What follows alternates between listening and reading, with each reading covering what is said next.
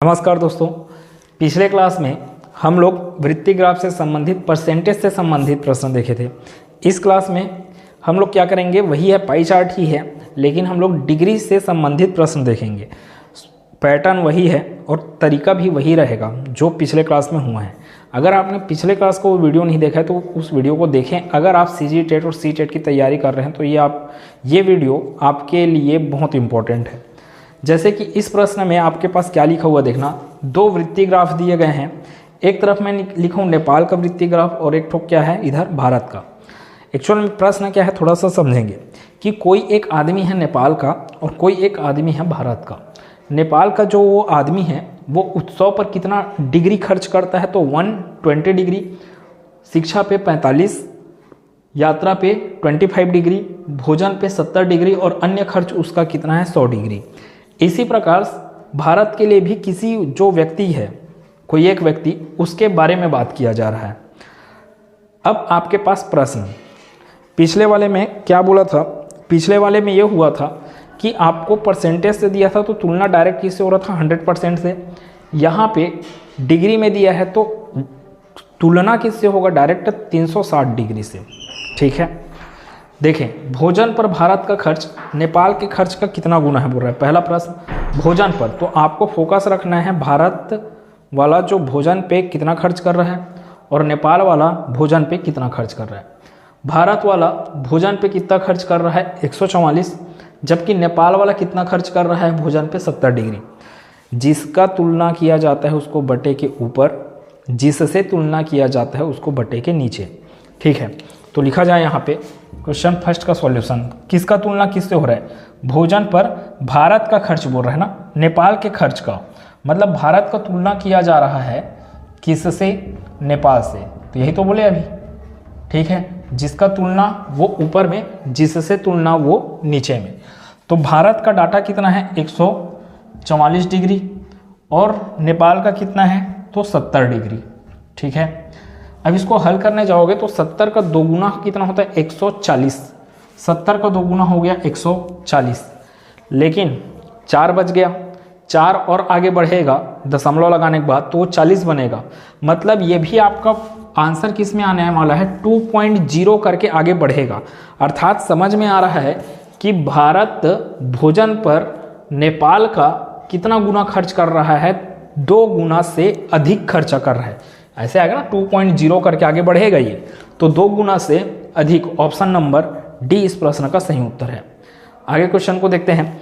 नेपाल के लोग भोजन की अपेक्षा उत्सव पर कितने प्रतिशत अधिक खर्च करते हैं।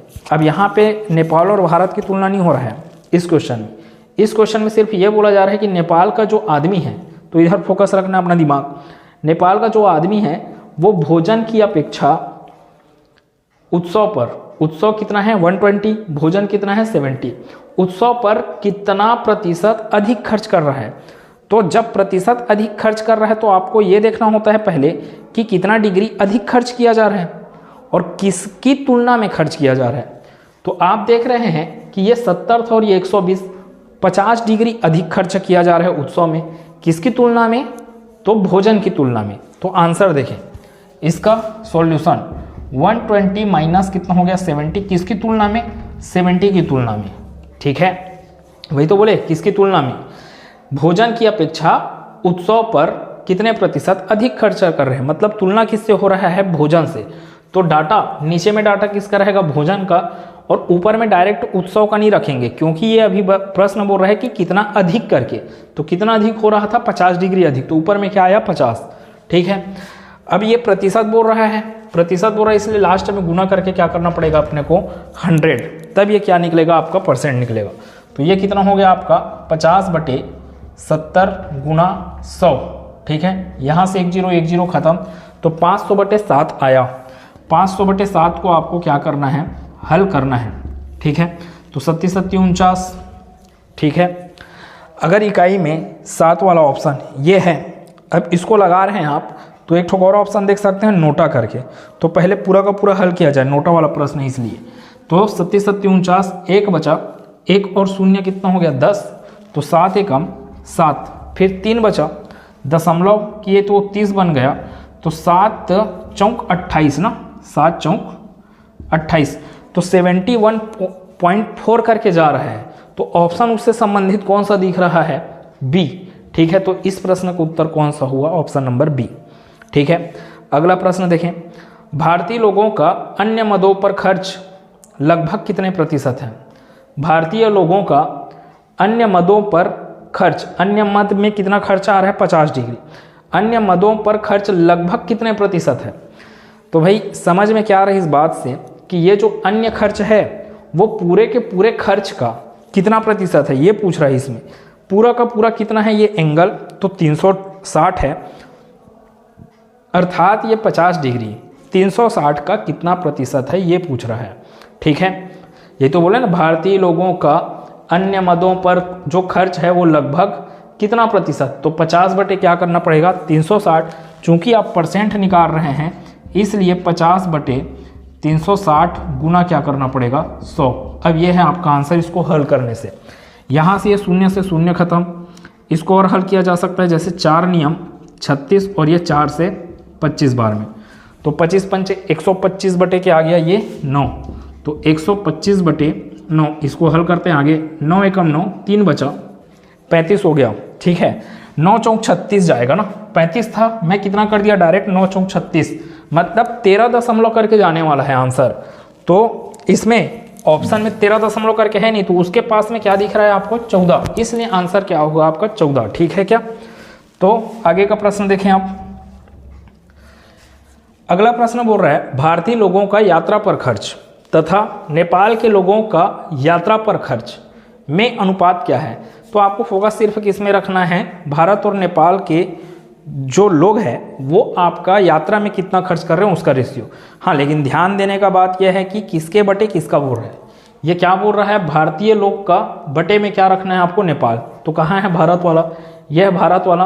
और किस में खर्च बोल रहा है? ये यात्रा में। तो यात्रा का है 45 डिग्री, उसमें यात्रा खोजें कितना है? 25 डिग्री। तो आपको पूछा जा रहा है यहाँ पे 45 डिग्री बटे 25 डिग्री। अब यहाँ पे परसेंटेज नहीं करेंगे क्योंकि आपको बिल्कुल नहीं बोल रहा है कि परसेंट निकालो करके। ठीक है, वो बोल रहा है सिर्फ रेशियो। तो यहाँ से 5 नियम 45 और ये 5 पंचे 25, तो 9:5 प्रश्न का उत्तर है। ठीक है, लास्ट प्रश्न पे डिस्कस करते हैं। लास्ट प्रश्न क्या लिखा है? यदि नेपाल का शिक्षा पर व्यय 22,50,000 हो तो उनका उत्सव पर कितना खर्च होता है?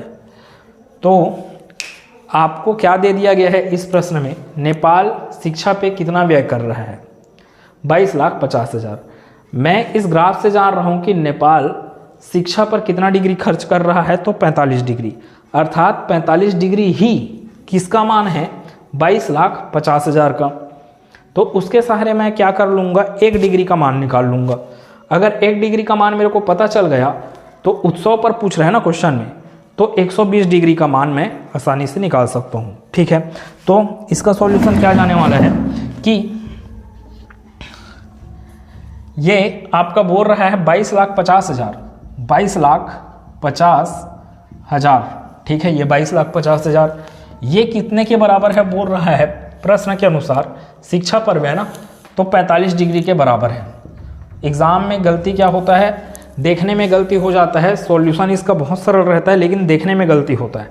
अब 45 डिग्री के जगह में आप 25 डिग्री कर देंगे, जबकि वो बोल रहा है किसके ऊपर? शिक्षा पर करके। तो ध्यान से देखना, वहाँ एग्जाम में ये प्रश्न आने वाले हैं ऐसे। ठीक है, वहाँ पे गलती ना होने पाए। यहाँ पे अगर देखेंगे तो ये 1 डिग्री का वैल्यू कितना समझ में आएगा? तो 22,50,000 के बटे में आपको क्या करना चाहिए? 45। ठीक है, ये किसका मान हो गया? 1 डिग्री का मान। आपको किसका मान निकालना है? आपको निकालना है उत्सव पर कितना खर्च होता है। तो उत्सव पे कितना कर रहा है? 120। आपने 1 डिग्री का मान निकाला, इसलिए 120 डिग्री का मान निकालोगे तो इधर क्या करना पड़ेगा आपको? 120 का गुना करना पड़ेगा, तब आपका क्या निकलेगा? ये उत्सव पर खर्च निकलेगा। ठीक है, अब इसको हल करते हैं, कितना आ रहा है देखते हैं। ये आया आपका 5 से 5 नियम 45, इसको हल कर लें। 5 से ये 24 पंचे 120 करके होता है। ठीक है, 24 बटे कितना मिल गया? 9। इसको और काटा जा सकता है किससे? 3 अट्ठे 24 और ये 3 तिया 9। ठीक है, अब आपके पास और बचा है ये 2,25,000 22,50,000 जो दिख रहा है उसको भाग दिया जा सकता है किससे, 3 से। तो देते हैं यहाँ पे कितना आएगा, ये 3 से भाग लगाया जाएगा तो 3 सत्ते 21 आया, 1 बचा, 5 के साथ 15 हो गया, वो 3 पंचे 15 और लास्ट में 4 ठोक शून्य है। 7,50,000 का गुना करें आप 8 से, आपको आंसर मिलेगा। 4 शून्य का यहाँ पे मैं 4 शून्य लिखा, फिर 8 का गुना 5 से, 8 पंचे 40 का शून्य हासिल आया 4, 8 सत्ते 56, 56 और 4 60। तो ये कितना हो गया आपका, 60 लाख रुपए उत्सव पे खर्च कर रहा है कौन, नेपाल। ठीक है, तो आंसर इसका क्या है, ऑप्शन नंबर सी। ठीक है, तो इन प्रश्नों से आपको समझ में आया होगा कि इसका सॉल्यूशन कैसे कैसे जा रहा है पाई चार्ट से संबंधित। लास्ट में मैं कुछ प्रश्न यहाँ पे दे रहा हूँ, आप उसको हल करने का प्रयास करें। अगर ये चीज़ें समझ में आ गया है तो एग्ज़ाम में प्रश्न आएगा और वहाँ पे अगर आपको दिक्कत हुआ तो बहुत अखरेगा कि आपने इस वीडियो को क्यों नहीं देखा। ठीक है, तो ईमानदारी से वीडियो को देखें, थोड़ा छोटा छोटा वीडियो है, आपके काम का है। ठीक है, और 74 नंबर ला के अगर फेल होंगे और इसी वीडियो को नहीं देखने के कारण फेल होंगे तो बहुत ज़्यादा अखरेगा। ठीक है, तो अगले क्लास में बार ग्राफ से संबंधित क्वेश्चन को कराएंगे। ठीक है, तो उसमें मिलेंगे अगले क्लास में।